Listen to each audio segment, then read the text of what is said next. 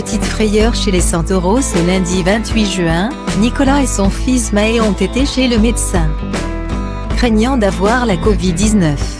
Camille, la mère. La Covid-19 n'épargne personne, plusieurs personnalités célèbres ont déjà révélé avoir été touchées par la maladie, y compris des visages familiers des téléspectateurs. Amandine Pélissard, une des mamans de familles nombreuses, La vie en XXL, avait par exemple confié qu'elle, son mari et ses enfants, avaient sans doute été infectés dès février 2020. Tous avaient eu des symptômes très similaires à ceux de la grippe, et un autre qui correspond à la Covid-19, on n'avait plus le goût et l'odorat. On ne sentait plus le goût de rien, avait-elle détaillé sur Instagram.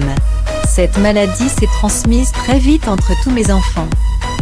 Certains avaient des symptômes beaucoup plus violents depuis, la situation s'est améliorée, la campagne de vaccination avance bien. Le port du masque n'est désormais plus obligatoire en extérieur, et les bars et restaurants ont enfin pu rouvrir. Mais il faut tout de même rester très vigilants en continuant à appliquer les gestes barrières et se faisant tester en cas de symptômes ressemblant à ceux de la Covid-19. Les Santoro, de familles nombreuses, la vie en XXL, ont préféré ne prendre aucun risque. Ce mardi 29 juin sur Instagram, Camille Santoro a confié à ses abonnés que son mari Nicolas et un de ses jumeaux avaient présenté des symptômes pouvant laisser planer un doute.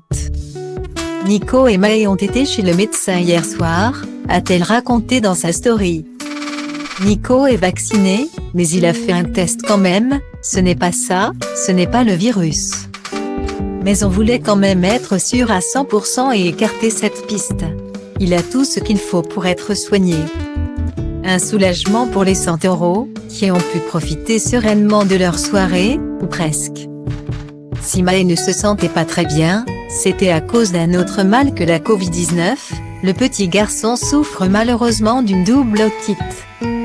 En plus de son mari et de son fils malade, Camille Santoro a également dû faire face à la tristesse de son fils aîné, qui a mal vécu l'issue du match France-Suisse. La soirée a été compliquée, grosse déception pour Alessio de voir la France perdre. Mais ça fait partie du jeu. C'est comme ça, a-t-elle relativisé. Heureusement, tout va bien pour les autres membres de la famille, la petite Alba, qui a eu son rendez-vous des 3 mois chez le pédiatre ce mardi 29 juin, se porte très bien.